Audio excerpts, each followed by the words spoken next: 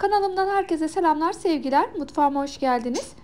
Bugün çocuklar için hazırlayabileceğiniz şekersiz, sağlıklı bir dondurma tarifim var.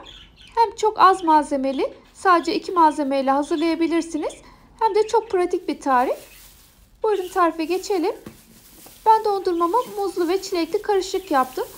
Siz sadece muzlu ya da çilekli yapabilirsiniz. 2 tane muzu ve 300 gram kadar çileği ayrı ayrı poşetlerde dondurucuya attım. Dondurucudan çıkardıktan sonra oda sıcaklığında 5-6 dakika beklettim. Daha sonra meyvelerimi doğruyorum.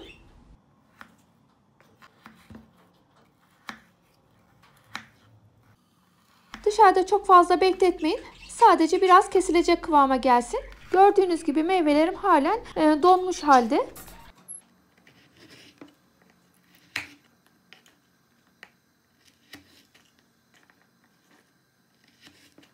Meyveleri doğradım.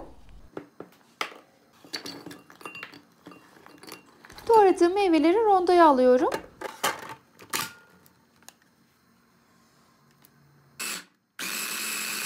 Meyveleri rondodan geçiriyorum. Ara ara da durduruyorum.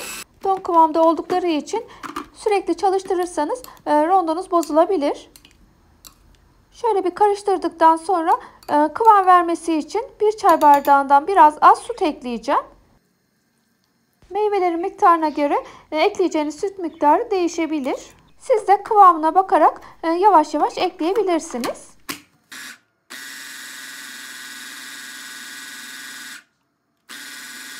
Dediğim gibi dondurmaya şeker eklemiyorum. İyice olgunlaşmış muz ve tatlı çilek kullanırsanız dondurmanızın tadı daha iyi olacaktır. Ya da tatlandırmak için biraz bal ekleyebilirsiniz.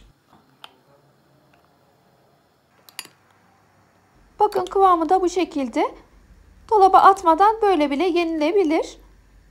Ama ben biraz dolapta donduracağım. Dondurmamı saklama kabına alıyorum.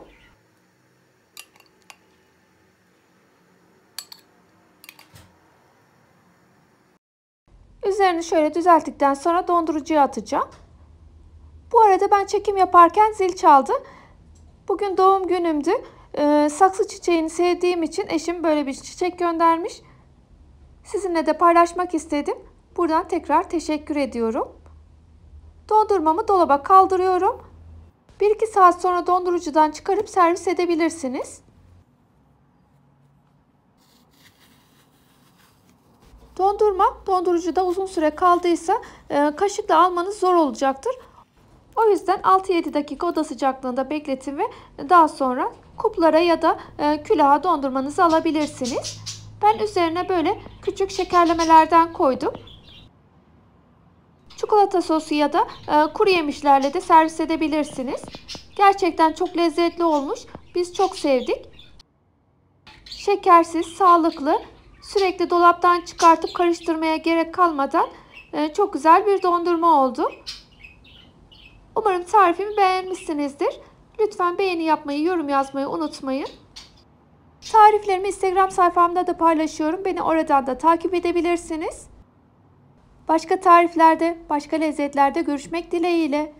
Mutfağınızdan bereket hiç eksik olmasın. Sağlıcakla kalın. Hoşça kalın.